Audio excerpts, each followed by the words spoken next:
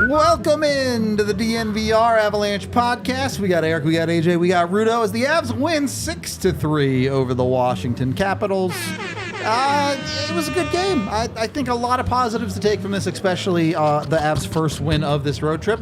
Also, some things you might take issue with as well, though. So we'll get into all of it right after this 60-second rundown. Avs started great. They really jumped on Washington early. They get up 2 goals. You're feeling good. And then they have 50 seconds of just rough hockey where they take some tough bounces, they make some mistakes, and all of a sudden it's 2-2 halfway through the first period. The score would remain there for the first, but really maybe even leaned Washington's way even through the second half of the first. Then the second period comes along and the Avs really start to put it together. They play some solid hockey. They kind of dominate the period, and they are rewarded with 2 goals in that period. Artturi Lehkonen, the man of the moment for Colorado, really putting them into a winning position. Third period, I really don't think the Avs played that poorly, maybe a little bit conservative at times. Unfortunately, a made-up penalty costs them a goal to make it 4-3, which I'm sure we'll talk about, but they're able to close it out, picking up 2 empty netters for the W. Rewind it all the way back. Avs get the first, not goal, but 2 goals of this game.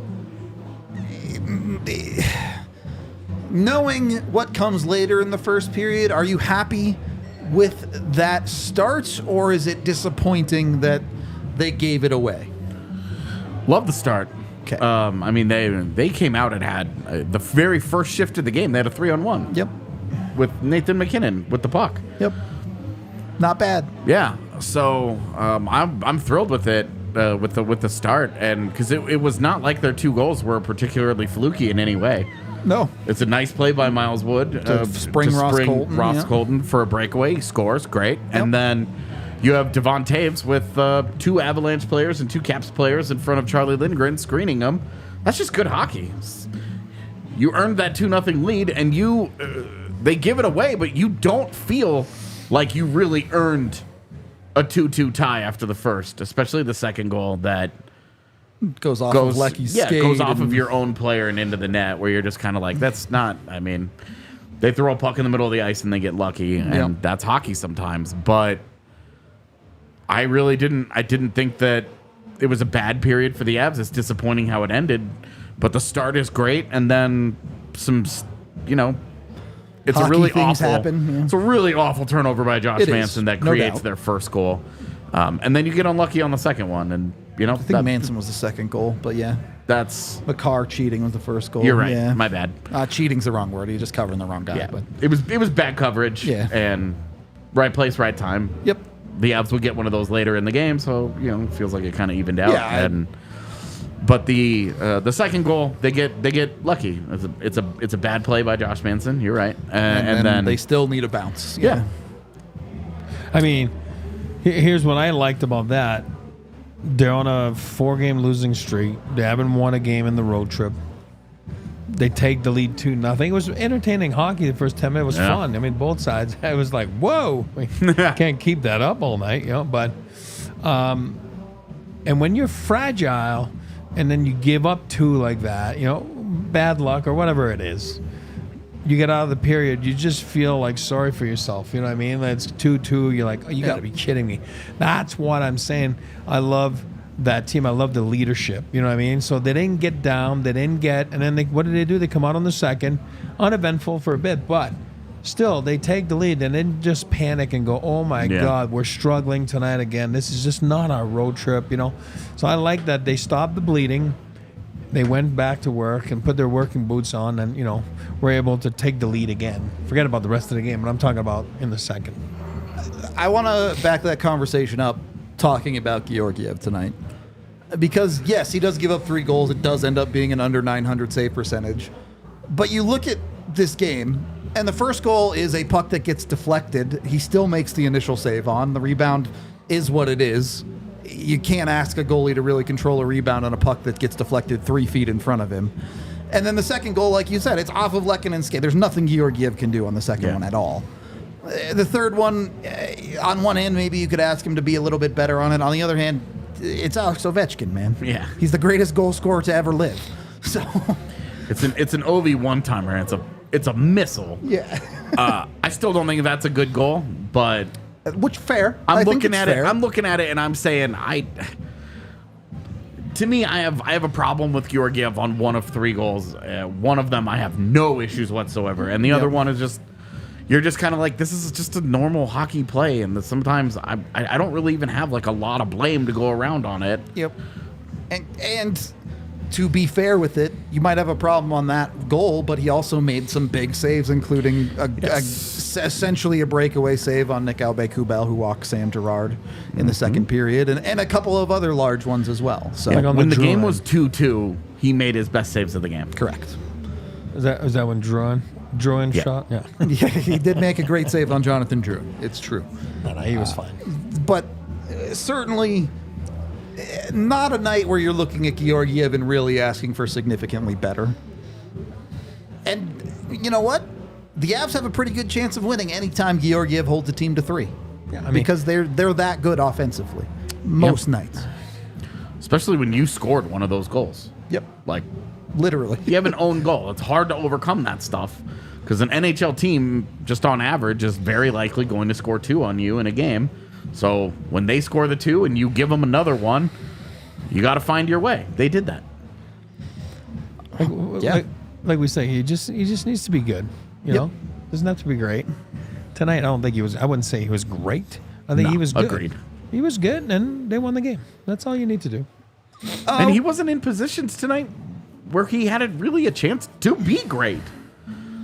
You know, like the Avs didn't hang him out to dry. He was never really under siege for an extended period of time. Even in the third period when the Caps were generating momentum, had wasn't shot, outrageous, the quality that they were generating just really wasn't there. Yep. So they might have built momentum off of the third goal from Ovechkin, but it was not. It was not like it was he was ever inundated with a bunch of really, really good opportunities. He gets beat the one time, it goes off the post, and then off his back, they cover it, they get away with that one. Great. Yep.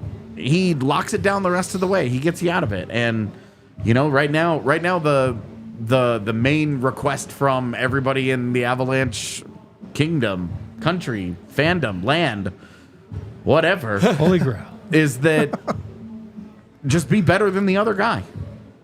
Just be better. Continue to give the team a chance. Be better than the other guy. Stop giving up 3 goals on 11 shots or whatever.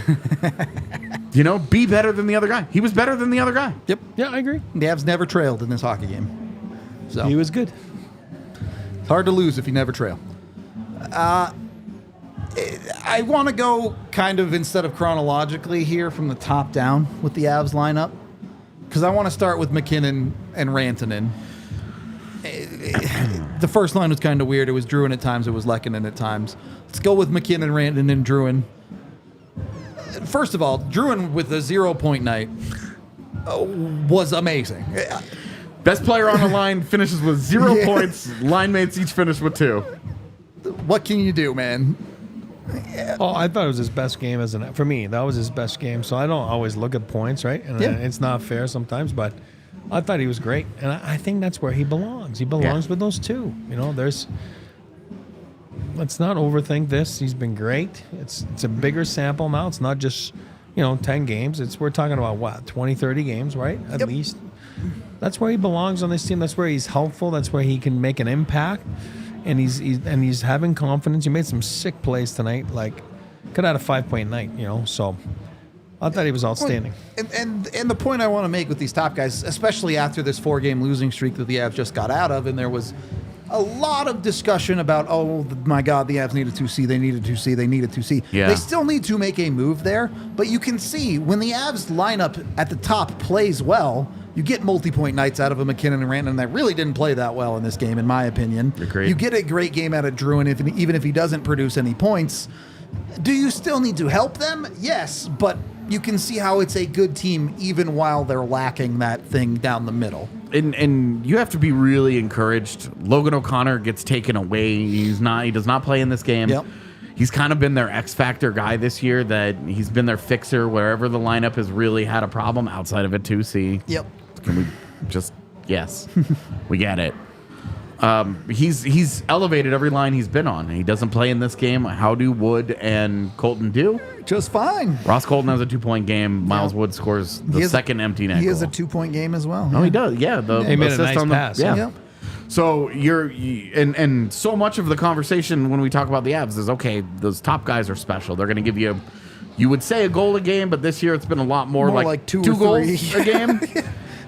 Where else are you going to get it to get across the finish line to get enough goals to win the game? Yep. Well, you got 2 out of that line. The first one of the night comes from Ross Colton. Yeah, your goals 1 and 6 come from that line. Yep. Goals 4 and 5 come from your top line. Yep. And then obviously you get some defensive production in there as well, which we'll talk about in a minute. But Not even that much. You had 3 points out of your defense tonight. yeah, fair. For most teams, that's a lot, though. I know, and for the Avs, it's kind of like An average night, yeah, like all right. fair enough.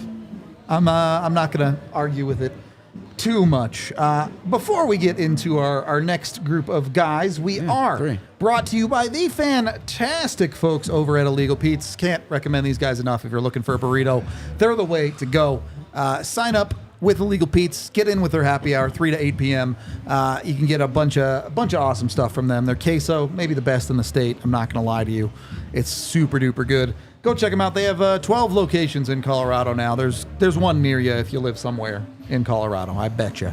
So go find one, including one right next to the DNVR bar. You can go pregame there before coming to hang out here. And then, once you got your burrito in hand, go over to Bet365 and get your betting on. Go win some money. I won some money tonight. I should have won more money, but really got jobbed on the first 10 minutes. But yeah, he's enjoying some ice cream. I don't know. Ice cream on air. Must be nice, man. Live That's the dream.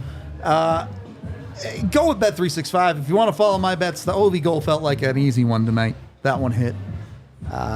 Plenty of options, whether it be hockey or other sports. When you sign up with the code DNVR365, which please do, let them know we sent you over there. You bet $5 on any NHL game and you get $150 in bonus bets. So that's just $150 free dollars to play around with. Win yourself some money. Have a good time with Bet365. Use that DNVR365 code today when you sign up from the QR code. Of course, you must be 21 or older, physically located in Colorado. And if you or someone you know has a problem, call or text 1-800-GAMBLER. Second period of the DNVR Avalanche podcast.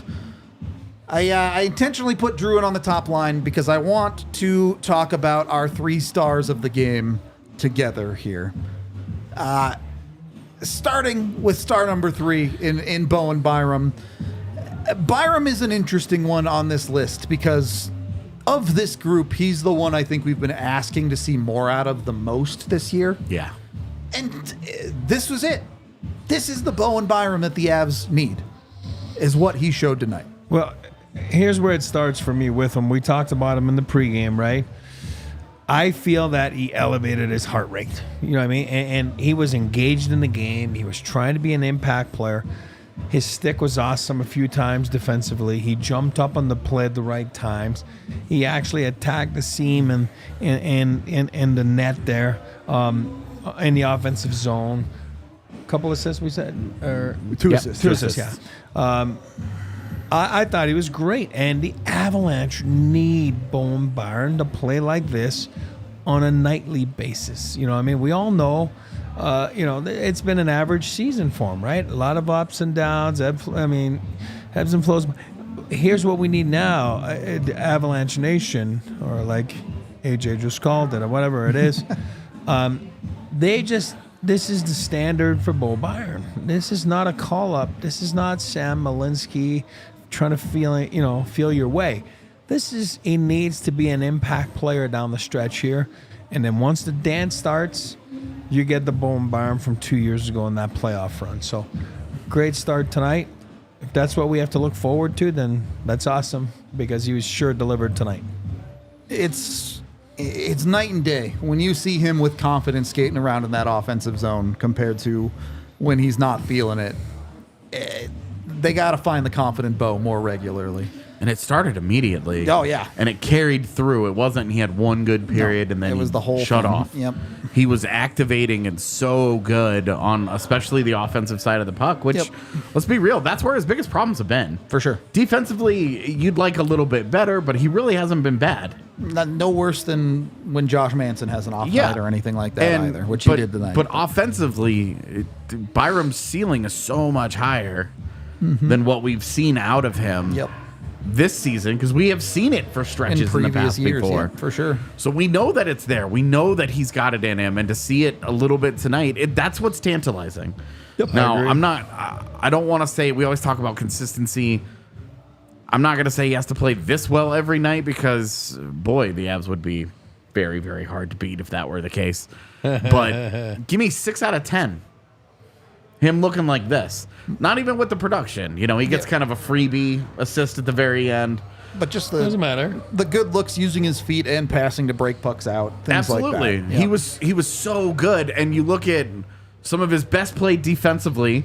The assist he does get on the empty net goal is the exact kind of defense that he provided Break 'em all up at night. the blue line, baby. Breaking up possession at the blue line, turning it back into the neutral, turning it away, back into the neutral zone.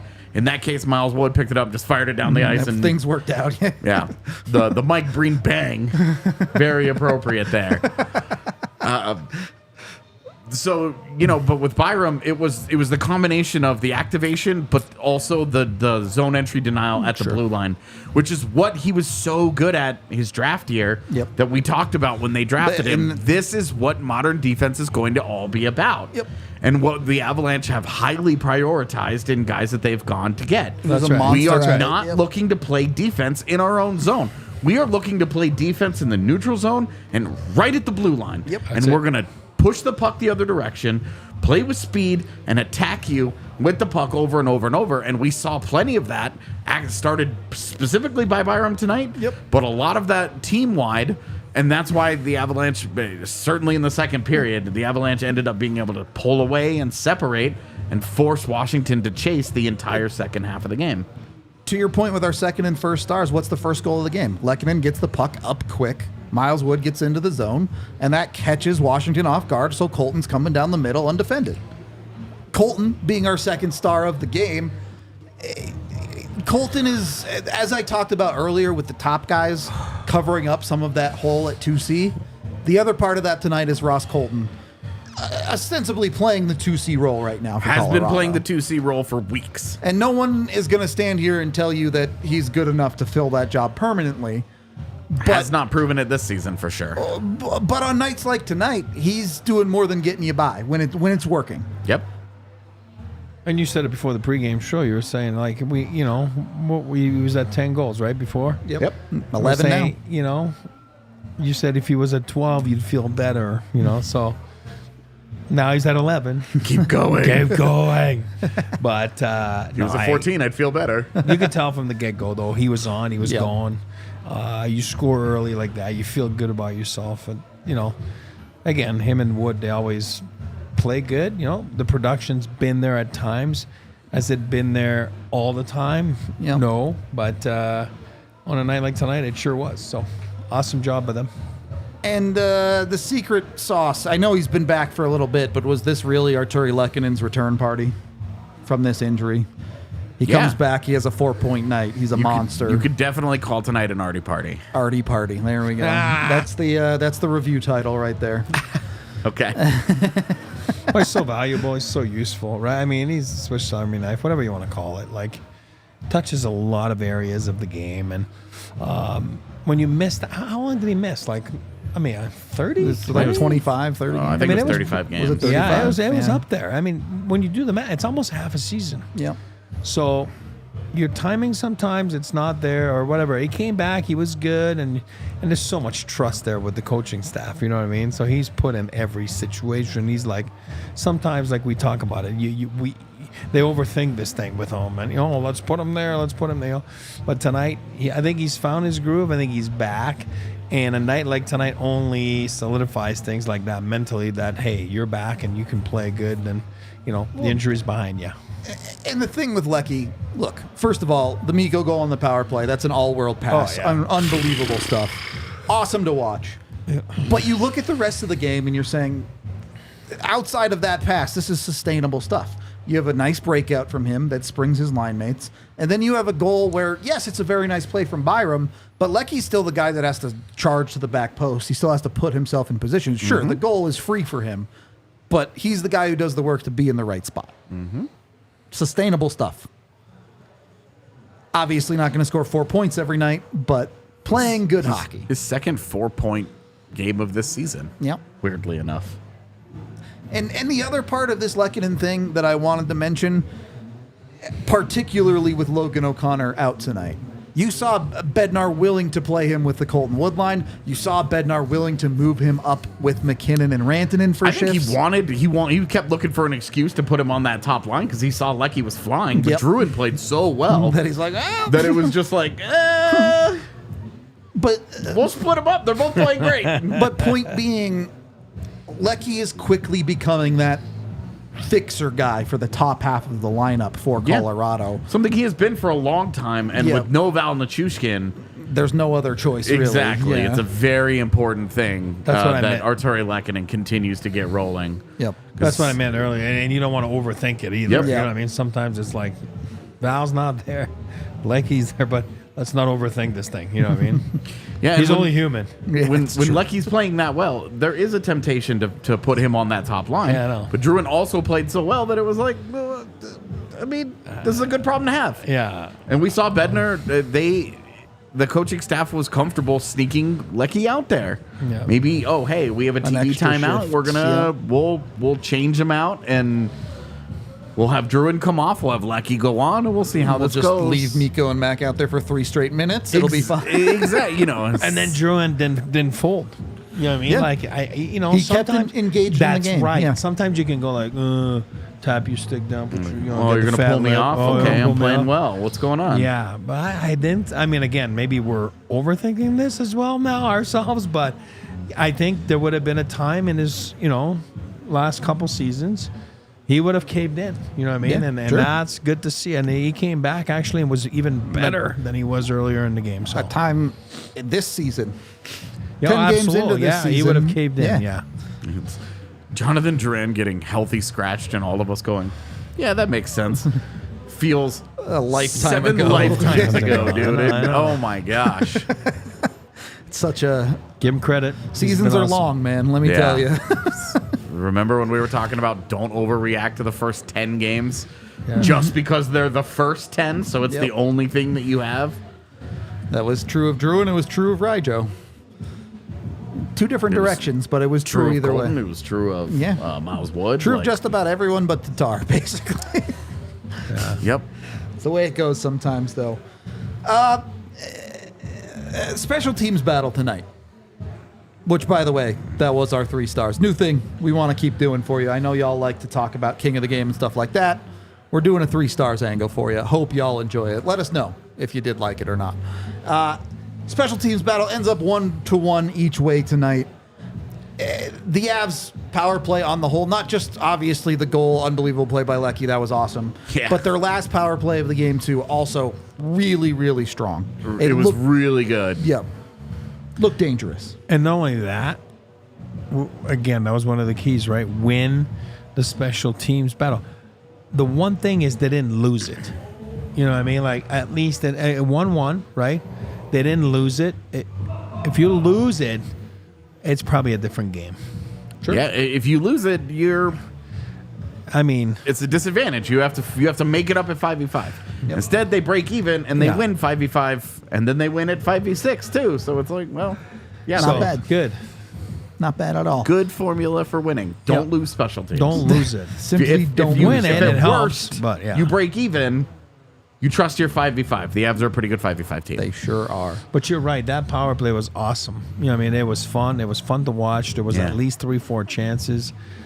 I mean, Lehkonen's so close. close to another Wash one right was in front under of the net. siege, and they could tell they were like, "Wow, this is a lot to handle." You know what I mean? And It was straight survival. it was fun to watch. So that's where you watch the film after the game. You're like, man, that was pretty good. You know what I mean? Because you haven't seen one of those on this road trip yet. There hasn't been one power play where it resembled that 2 minutes right there. Yeah. And for a team that has been memed a bit this year about, the Avalanche second period is so bad. One, it wasn't bad at all today. It's their best period. And two, Avs haven't been as bad as you think in second periods on the whole this season. There have been bad ones in singular games, and their second period is their worst period. But that's only because they're really good in the third period, and they're quite solid in the first. It's not like the second has been a catastrophe on the whole. Yeah, and then the second periods were a much bigger problem the first 30 games of the season. Yep. And I don't want to say, now all of a sudden they're great at it. I'd have to actually go and look, but people act like they're minus 30 in the second period or and something. even when they were case. down bad in the second period, they were like -2. Yeah. But I think that was the lowest I saw it get. Yep. But then on the flip side, they're Admittedly, I haven't checked in a while. Me they're either, sick but- on the third period. They were tops in the league. Yep. With the LA Kings, Yeah. I imagine that's probably not the case anymore. Well, and you've seen some of that leveling out too. They haven't been quite as unbelievably unstoppable in the Yeah. third, but they've been better in the second period. And they've So. still been good in thirds. Correct. So there is a little bit of balance there.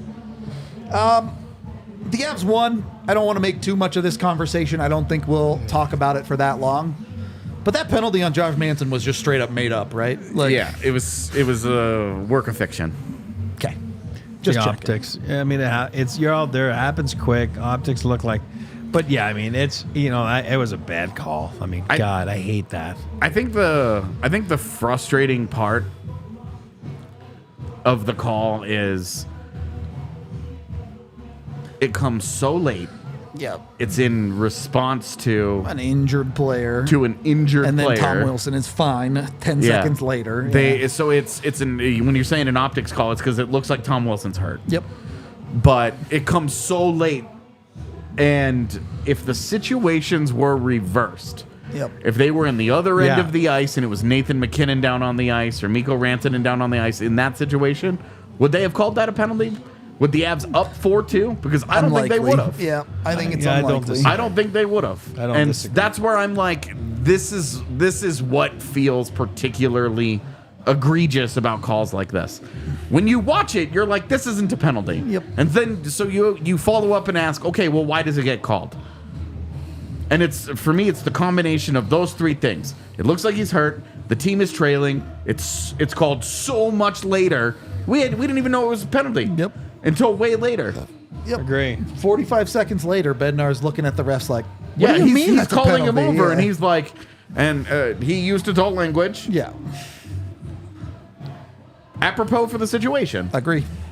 But they looked at it 4 zebras, right? You know what I mean? Like, you know what I mean? They got together and had a conversation that's what I mean. about it and decided, And still made the wrong call. Yeah. yeah, the only way that Tom Wilson could have ever gotten hurt was if somebody got an elbow up, right? In fact, no. Wrong call. Yep. And we don't have to extrapolate on it. It's just when you make a blatantly incorrect call, Yeah. that directly ends up changing this game because Capitals do go on to score on it with Ovi's one-time goal. Well, and they build that momentum because Yep. if you go and look, 5v5 in that game, nothing happened in the third period. Yep. There was nothing going on. The Caps had no momentum. They were not generating chances. Shit hadn't happened. They score on that power play, and all of a sudden, and the fire now it's wagons a are rolling. one-goal Yeah. game with 11 minutes to play. It's a Yeah. very different situation. It is. It changes the total complexion of the game. Yep. Very frustrating. Yeah, I don't have a great answer for you because unfortunately referees are human. They're going to miss calls sometimes. That's just the reality. But when one is clearly just not a penalty, boy, I don't know. Is there not a better system that we can have in place? It's just you can't penalize a guy because you think another guy got hurt. Yep. If you didn't see a penalty, It's not a what penalty. are we doing here Yep. then? Yep. Yeah. Agree. I agree. All right.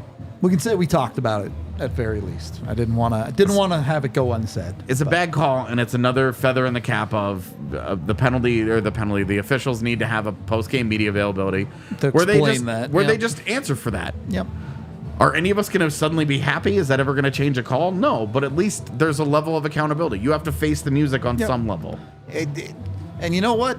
If the ref comes out into that interview and says, I was 100% sure that he caught him with his elbow or whatever, we can be like, okay, you're wrong, but at least we know that's where you're making the point of this call from. And if a guy's 100% sure, why did you need 3 friends to come up with it? Yep. So Whatever. Wrong And call. we would all feel so much better if a guy goes, I looked at it after the game. I thought I got that it wrong or whatever, I had yeah. seen the elbow. There was nothing there. That's on me. We would all be like, respect. Yep. That's all we You wanted. got it wrong, moving on. That's all we wanted. Yep. All right. On that note, make sure your roofing is a lot less leaky than the NHL reffing might be right now. Go to Red Hawk Roofing today. Get a free inspection. They will come out. They'll look at your roof. They'll go up there. They'll take pictures. They'll do a whole portfolio. They'll bring it down to you. They'll show you what's going on.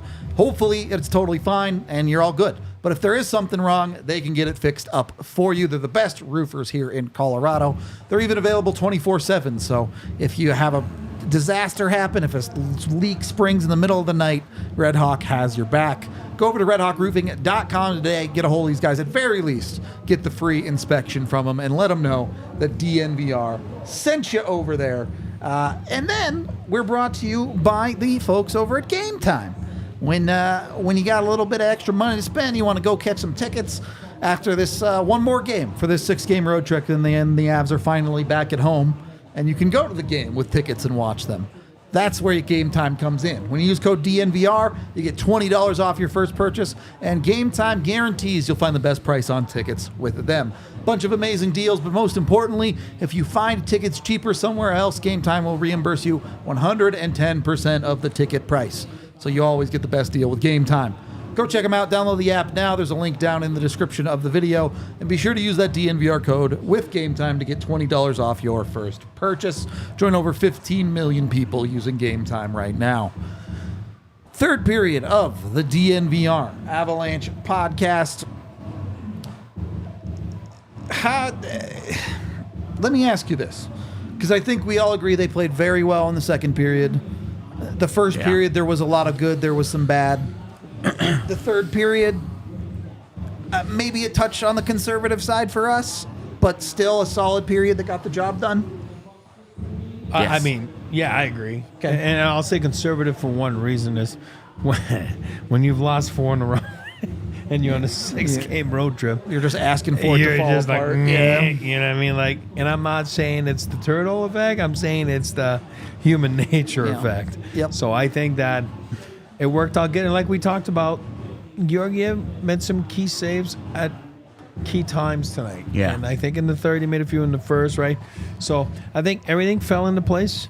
Obviously, they made the plays that they needed to on the empty net to make sure that it wasn't going to get closer or tied actually at that time. So it worked out good. I'm not worried about their conservativeness, if that's a word, in the third. But I thought they did what they had to do to get back on the W column.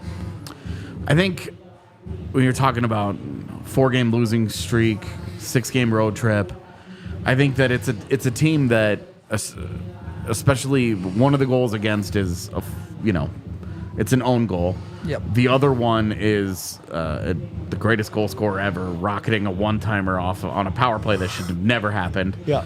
It's a more than a team playing conservative. It's a team waiting for something bad to happen to them. Sure. And so emotionally, I thought that's the test. Is how do you handle that adversity when you're expecting something else something bad to happen to you? When you're almost not necessarily expecting to fail, but you're almost like waiting for the other shoe to drop on what has been a good game where you've played well. And so I thought that was what I was most interested to see. And they played like a team that lacked confidence in that situation in just given recent events. Yeah. Sure. Given the last couple of weeks. So that's a natural thing. Yes, they've been very good in third periods. Yes, they've successfully protected an awful lot of leads this year. And they ultimately did in this game, too. And exactly. And, you know, a 4-2 game got to 4-3 and finished 6-3. Yeah. It's hard to be like, This they is were a so problem. bad. Yeah. So, you know, there are levels to it, but I do think that it was a good confidence building kind of situation. And I thought my major takeaway here was the personnel. Sure. Using the A lot of the top MacKinnon, line was- Rantane, Lehkonen trio a lot. Yep.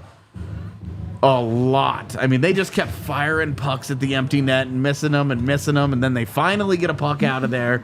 They get an easy one. Was really hoping Lehkonen was going to take the clapper. Yeah, that would have been fun. And then they switch. Then they put Colton and Wood out there, and they get the second empty netter. But it showed you that not only is it a team playing a little bit tight in that situation, It's a coach. it's a coach that doesn't have a lot of personnel that he trusts in Yep, that spot sure. either. And you kind of led into the next point that I want to ask. If you're the Avalanche, you get the win tonight, you break the slide. How much are you digging into the minutia of, like, this were the issues in this game? Obviously, they're an NHL team. They work to get better every day. But are you really drilling down into that third period, or are you dapping up the guys who did well and moving on? Yeah, I'm drilling down because you have higher expectations as a group than winning a game in February in Washington. Fair. Your expectations are to get to the absolute highest level that you can as a team, and that wasn't the team that we saw out there tonight. Definitely not. That's a B game from these guys. Yep. So you're drilling down into it. You're not going to hammer it home, I don't think. Sure. But this is the time of year where you're not tinkering anymore.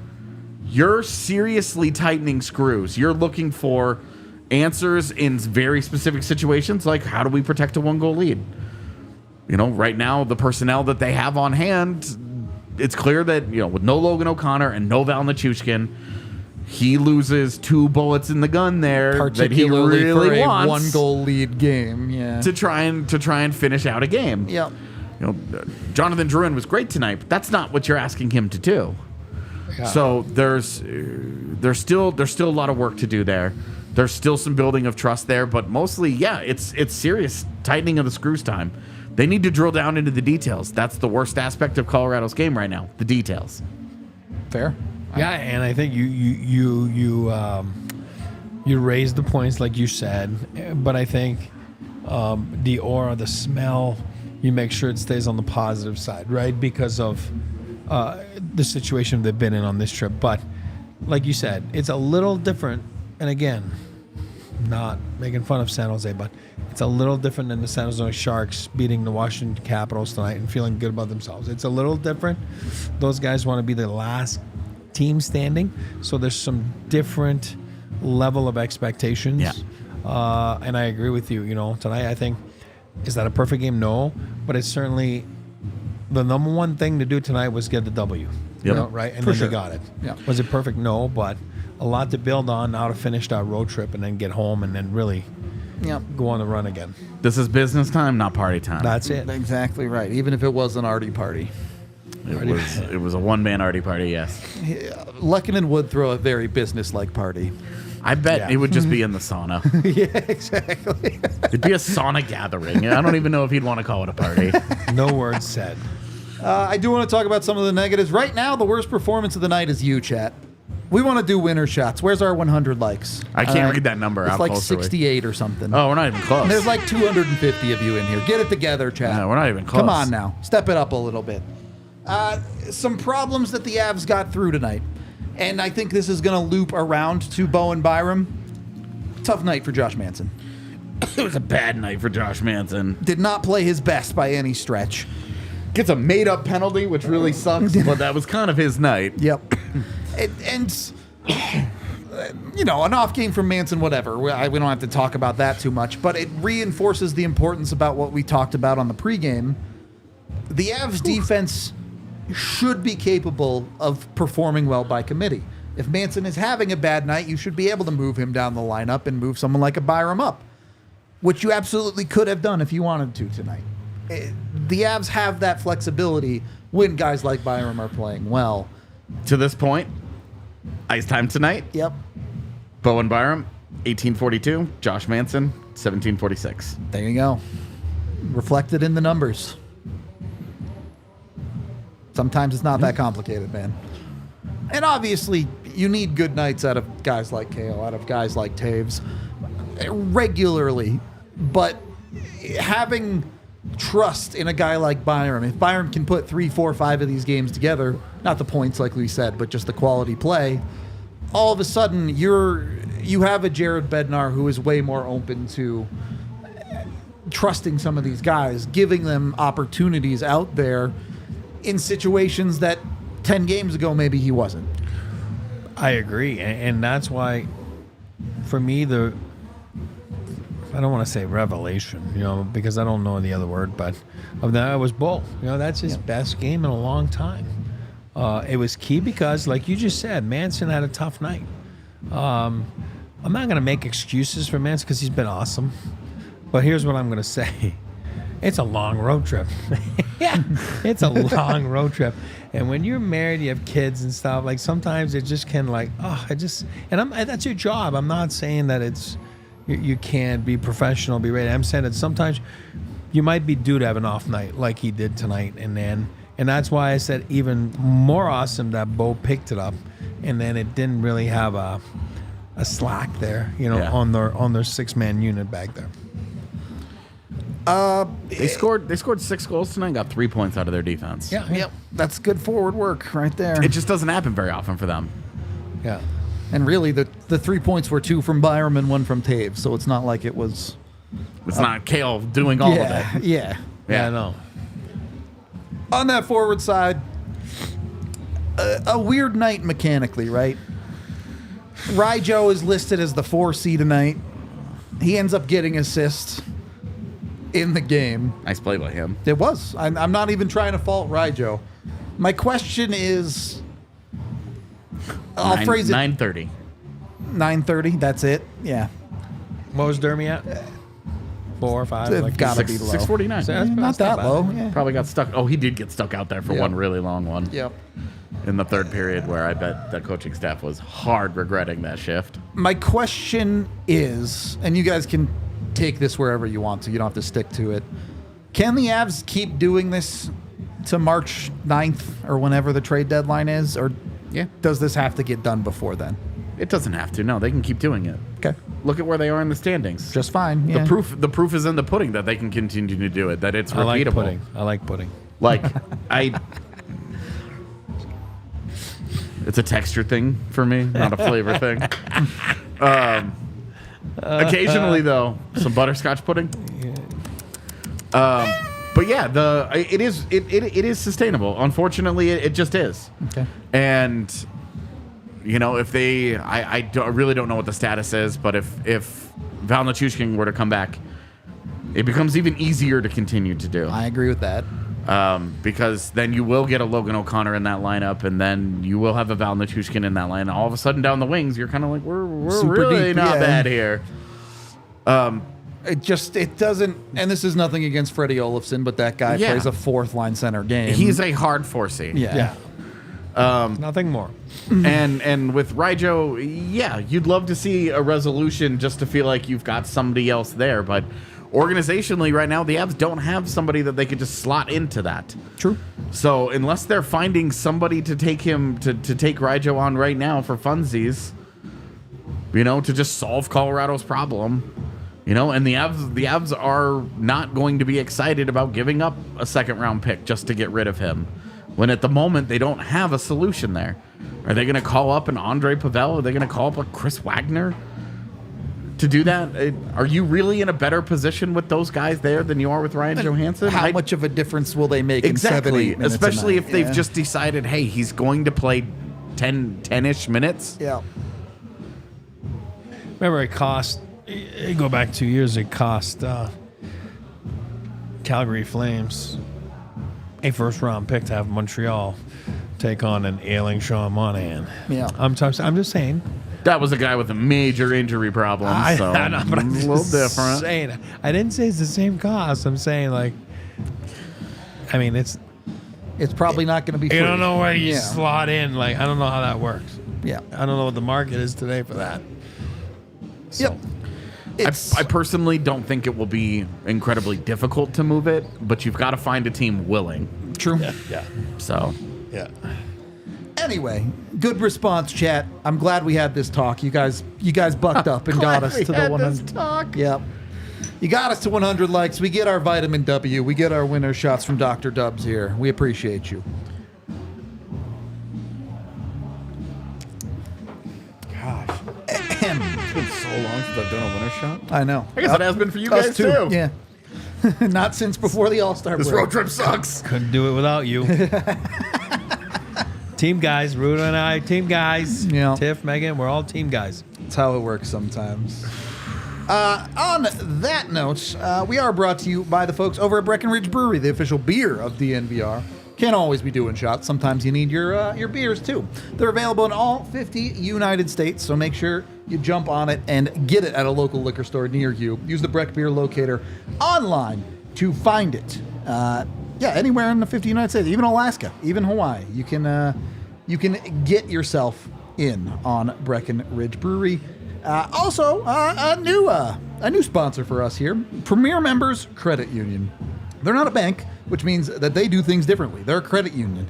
They put their members first with higher savings, interest, and lower loan rates. It's a great way for you to earn a little bit of extra money on the money that you might already have. They have their new high-yield savings account, or you can earn 5% APY on your first $2,000 with their reverse tier money market. Whatever your goals, they can help. PMCU is all about creating a better banking experience for their community, and they are part of the Colorado community in particular. Go get with them. When you become a new member at PMCU, you'll get $200. All you have to do is open a checking account and sign up for e-statements, and they'll just give you $200. It's that easy. Get with them. Go to becomepremier.com to find out more about Premier Members Credit Union. I could use $200. Me too, man.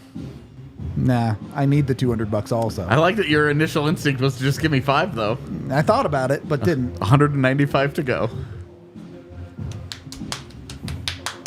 Is that about 200? That's close His enough. arm is Yeah. tired. 2 pumps, that's all I need. Shocking. I thought you were a child of the internet. Would have thought your wrist had more stamina. It's not that part that's losing the stamina. Anyway. Jesus. All right. I think we have some super chats to hit here. $4 from Zach, who says, "Oh, it's a super sticker. Got it. Pair character exaggeratedly stretching his arms forward to offer a cup of coffee." I don't know. This is an early one. I don't think I need the coffee tonight. We're out of Same. here by 9. Yeah. We just got We've had caffeine, so. True. And then $20 from Drew, who says, coaches should be able to use their challenge on penalty calls. If it stands, it's like a goal and issues a penalty. If it's a bad call, the ref that called it announces there is no penalty on the play. I effed up. Hard disagree. Look, Eric and I have talked about this a bunch. It's genuinely hard to watch college hockey now because of It how is. much stuff they review. You got to draw the line somewhere, man. I think the human aspect of it is important.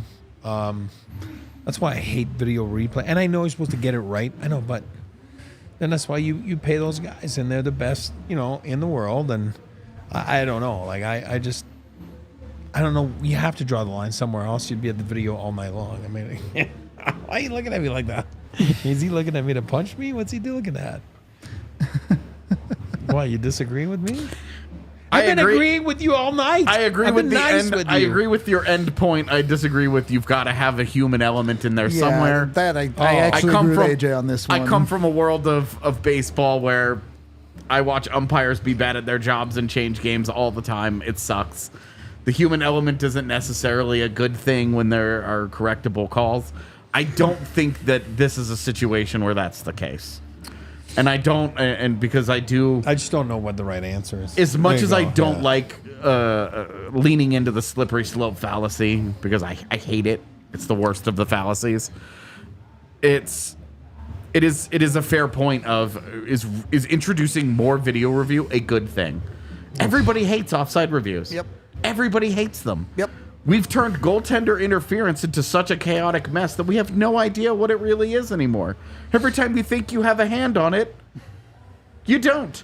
And the offside reviews have gotten to such a point now where we're like, we joke about, did he have control? We had the first Colorado goal tonight. Could have been an offside challenge in which we I'd like to know the answer. would have talked They about challenged it, what the league would control. have said. Here is what I would say. So this is where more video review is just a real struggle for me. Is more of it, I think, is a problem. That's what I mean. Here, the thing is, I think there are probably places where you could better use video review, but you do have to pick your spots. And to your baseball point, why it's important in baseball and why it matters is because a strike call, that if a guy strikes out, that drastically changes the game. Yeah. If a guy is 1 millimeter offside, did it affect the play at all? Yeah, and when you Like- spend 6 minutes splitting the atom to figure it out, and Right. you're talking about the parallax effect and all this shit, and it's like, what are we doing here? At that point, you're like, this has It had definitely gotten silly. Zero discernible impact on the way things played out, that he was a millimeter offside or whatever it might be. Yep. For example, though, the Game 7 disallowed Avalanche goal, where Yeah. Artturi Lehkonen is a full... Yeah, and He is like, a measurable... blatantly offside. Yeah, and they miss it. It's an easy review. You look at it and you say, okay, we have to take that off. He's offside. Yep. Does it impact the play? Not really, but he's offside. That's an easy one. That's what they're there for. Yeah. Yep. They've gotten way out of hand with it, where now we are seriously trying to split atoms here. And that's where I think it comes into play with tonight, because that Josh Manson one on a review would be an easy one. Yeah. That it's not a penalty. The vast majority of the time, though, you're like, you could, by the letter of the law, you can make an argument that this is the case. We just don't see very many calls like the one against Manson tonight, where what they have called it, it doesn't exist in the play. Yep. Most of the ones, even if you're like, that's a soft call, you can still say it's tripping. Or like, yeah, they'll call it a slash, and you're like, well, you could call it tripping, whatever. But it grazes his hands. It gets him. Yep. It's a penalty. Yep. Yeah. So as opposed to literally made up. exactly where what we saw tonight, it really is the rarer instance of this is just not no. And we went, like you said, we went down this road with offside, and everyone hates it now. You're So, right. Are we advocating to get? I'm not advocating to get rid of offside reviews. I'm just advocating to simplify them a little bit. You have to define it better. I think we all Dude. agree. Give it a 45-second time limit or whatever. Pick a time amount. Use the Hawkeye camera that they use on the tennis tour that can instantly show you ball was out. Yep. Ball was in. Everybody moves on. Barely disrupts any level of play. Instead, we watch the NHL try and split atoms in 240p. Yep. With their With the first cameras standard made. definition webcams on the blue line. Serious? I'm like, are you guys using the first ever webcam I bought in 2002? What the hell? That's where the frustration comes in, that you're like, the goal and the technology being used here are shit. Yep. Anyway, Not the point of tonight. Tonight, Not at the all. Avs took their win home. it's awesome. They're back on it. They have a chance to salvage this road trip if they can get another one come Thursday. Coming out of it 2-3-1, you are 1 point short of 500. Is it good? No. Is it? It's not. Can you get a bye with that? Sure. Yeah. If you have a down road trip every once in a while and it's 2-3-1, that's fine. It is surviving the road trip. Yep. It was your hardest road trip of the season by a wide margin. Given the circumstances, given the length, and given the quality of teams that you're playing, Yep. this Washington team and their next game are the easiest games on that schedule. Correct. But they're also the hardest because they are your 5th and 6th games of a road trip. Tough look that they were in Florida, had to fly to Washington and come back to Florida. We were talking about this the other day. I was like, this makes no sense. Yeah. And then my rule coming back from a road trip. The home games and away game too. Yeah. Spanked. It's always like that. But The difference. there's 2 They have days, days now. off. Yeah. So there's 2 days. That is a huge thing. If you had 1 day, I would tell you, Yeah. don't go to the game, turn the cameras off, like just write it off. because it just happens all the time. You should really write it off anyway because it's the freaking Coyotes. And ever since PHNX started, those games have largely been booty.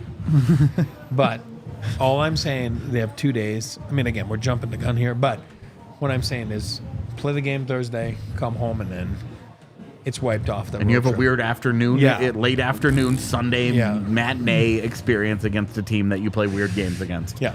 Great. It's essentially a seventh road game. Awesome. You know what they say about games that are booty? You got to clap them cheeks. Oh, boy. All right, we're going to get out of here before I get myself into trouble.